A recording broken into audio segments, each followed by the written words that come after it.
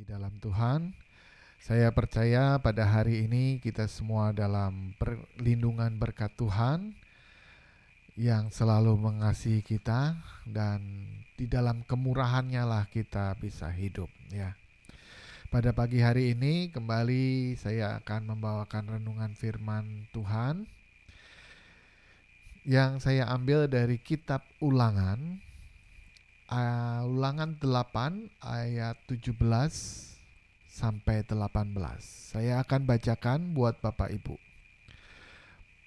Demikian firman Tuhan. Maka janganlah kau katakan dalam hatimu, kekuasaanku dan kekuatan tangankulah yang membuat aku memperoleh kekayaan ini. Ayat 18. Tetapi haruslah engkau ingat kepada Tuhan Allahmu, sebab dialah yang memberikan kepadamu kekuatan untuk memperoleh kekayaan, dengan maksud meneguhkan perjanjian yang diikrarkannya dengan sumpah kepada nenek moyangmu seperti sekarang ini. Nah, bagian pendek dari firman Tuhan yang kita baca pada pagi hari ini mengingatkan kita bahwa berkat Tuhan yang kita terima, keadaan kita cukup tidak cukup, semua ada kasih kemurahan Tuhan. Bukan melalui tangan kita, bukan melalui kekuatan atau usaha kita untuk mencapainya semua, tetapi karena Tuhanlah semua ini dapat kita nikmati bersama. Mungkin Bapak Ibu sedang dalam keadaan baik, tidak kekurangan suatu apapun, anak-anak sehat, kebutuhan makan tercukupi, dan pakaian ada, rumah ada, kita mensyukurinya. Tetapi itu semua bukan karena kekuatan kita, bukan karena kepandaian kita, bukan karena kepintaran kita. Semua ditulis dalam Alkitab bagi orang percaya itu adalah karena Tuhan. Dan juga mungkin bagi kita yang sedang dalam kesusahan, penderitaan, kekurangan, sakit, apakah itu bukan dari Tuhan? Semuanya sebagai orang percaya itu adalah dari Tuhan ya. Segala sesuatu yang kita terima, segala sesuatu pemberian Allah yang mungkin kita tidak pernah tahu sebelumnya, ataupun sampai sekarang kita tidak pernah tahu maksud dari tujuan Allah memberikan kita suatu pencobaan, kita belum mengetahuinya saat ini. Tapi mungkin satu waktu Tuhan akan membukakannya. Nah, saya ada cerita tentang seorang musisi. Seorang musisi yang sudah berlatih bertahun-tahun ya, memiliki skill yang sangat bagus, dan sekali dia main dalam konser dengan harga mahal, akan susah sekali mengakui bahwa apa yang dia capai ini karena Tuhan. Karena apa? Kalau kita belajar musik dulu, waktu pengalaman saya waktu belajar kuliah musik, itu diharuskan minimum 4 jam harus berlatih. Berlatih keras, melatih tangan nada, melatih teknik-teknik, melatih lagu, menghafal lagu, dan meningkatkan speed, keterampilan. Nah, semuanya itu dilatih, dicapai dengan tangan kita sendiri.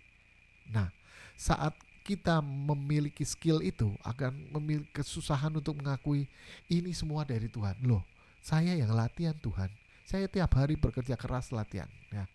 Itu juga terjadi ada atas seorang pemain biola bernama Elizabeth Lambert ya.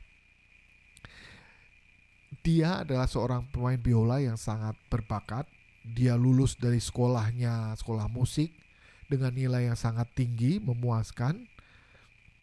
Kemudian dia bergabung dengan Philadelphia Orchestra, dan dia menjadi salah seorang pemain solo yang cukup piawai dan terkenal.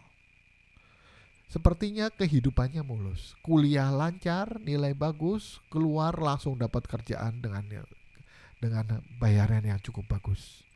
Nah, sepertinya tangan-tangannya ini semua yang membuat hasil kerja dan kekayaan, kemuliaan yang diterima itu berdasarkan dari keterampilan tangannya. Tetapi memang Elizabeth Lambert ini adalah seorang anak Tuhan juga. Dia seorang Kristen yang beribadah, yang taat, yang percaya pada Tuhan dan menyerahkan talenta-talentanya kepada Allah. Pada suatu hari yang tidak terduga, Lisa terjatuh di sebuah tangga yang mengakibatkan satu jari tengah tangan kirinya mengalami cedera berat. Jari tengah, pemain biola, tangan kiri, jari tengah patah, gak bisa main. Ya. Nah, tiba-tiba dia harus tidak bisa main sama sekali selama beberapa bulan. Ya. Nah, saat itu apa yang terjadi? Dia tidak menyalahkan Tuhan, dia tidak mengatakan menggerutu kepada Tuhan, kenapa ini bisa terjadi, mengapa saya nggak bisa main lagi ini, tangan saya cacat nih, nggak bisa lagi untuk melakukan hal-hal yang seperti dulu. Nah, alih-alih dia komplain pada Tuhan, dia malah mendekatkan diri kepada Tuhan. Dia mencari hadirat Tuhan dan bersekutu dengan rekan-rekan dan temannya. Dan akhirnya jarinya sembuh dengan sempurna. Dan tahun berikutnya dia bisa main musik lagi.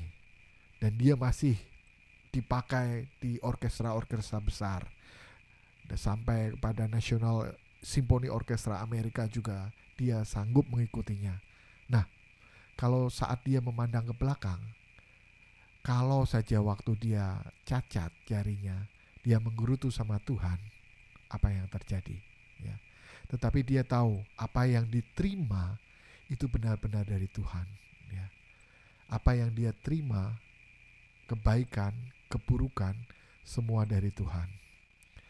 Ada suatu ayat sepertinya tidak nyambung, tapi ini adalah ayat yang cukup baik untuk mengerti keadaan ini, yaitu di dalam Matius 5 ayat 39. Ayat ini berkata, "Tetapi aku berkata kepadamu, janganlah kamu melawan orang yang berbuat jahat kepadamu, melainkan siapapun yang menampar pipi kananmu, berilah juga kepadanya pipi kirimu." Nah, kayaknya ayatnya nggak nyambung kan saudara. Seperti tadi, di awal saya katakan, Tuhan bisa memberikan kepada kita kemuliaan, kekayaan, tetapi dia mengizinkan juga penderitaan. Untuk apa saudara? Begini, orang Kristen diajar, kalau ditampar pipi kanan, berilah pipi kiri. Sakit gak? Sakit, dua-duanya sakit. Itu apakah memberi pelajaran kepada yang menampar? Ya, yang nampar, pak, kasih lagi, pak, wah seneng aja mungkin yang nampar, wah sini, kanan kiri. Tetapi itu lebih mengajar kepada diri kita. Saat kita mengalami pencobaan, saat kita mengalami penderitaan, ditampar gitu, apakah kita sanggup memberikan satu lagi? Artinya apa? Saat kita menderita dan kita menyerah kepada Tuhan, Tuhan aku serahkan pipi satu lagi. Itu adalah untuk kita. Kalau enggak, apa yang terjadi? Dendam dalam hati ini. Tampar pipi kanan, wah karena Alkitab bilang harus kasih pipi yang satunya, kasih, tapi hatinya dongkol saudara. Hatinya gak terima, hatinya kecewa, sakit hati. Nah, ini kalau dipendam nanti akan jadi bahaya. Oleh sebab itu pada pagi hari ini, baik keadaan kita, apapun keadaan kita, kita bersyukur pada Tuhan bahwa semua itu Tuhan izinkan atas kehendaknya. Dan satu hal yang kita yakin bahwa Tuhan akan memberikan yang terbaik bagi anak-anaknya. Yang perlu kita lakukan hanya percaya, berserah kepada Dia. Bahwa semua kehidupan yang kita terima bukan dari kekuatan kita, bukan dari kepintaran kita, tetapi Tuhan yang sudah atur. Terima kasih. Mari kita akan berdoa bersama-sama. Tuhan Allah Bapa kami dalam surga, kami bersyukur dan berterima kasih Tuhan, kami mempelajari sedikit dari firman-Mu Tuhan. Biarlah firman ini dapat dimengerti dan bertumbuh di dalam hati setiap kami Tuhan. Dan lebih lagi Tuhan, mampukan kami untuk menerima firman ini dan melakukannya Tuhan. Bentuklah hati kami Tuhan, bentuklah pola pikir kami sesuai dengan Engkau Tuhan, di mana hati kami berpaut sepenuhnya, berserah sepenuhnya kepada kehendak-Mu saja Tuhan. Bukan dengan kekuatan, bukan dengan kemampuan, tetapi hanya kepada Engkau, kepada firman-Mu, kepada Roh Kudus. Kami akan mengikuti segala jalan-jalan-Mu Tuhan. Terpujilah nama-Mu Tuhan. Kau memberkati setiap kami pada pagi hari ini atau siang atau malam ini, di hari yang akan kami lalui. Kami percaya Engkau telah menyediakan yang terbaik bagi kami semua. Terpujilah nama-Mu, dan di dalam nama Tuhan Yesus Kristus kami berdoa. Haleluya. Amin. Terima kasih. Tuhan Yesus memberkati. Tetap semangat.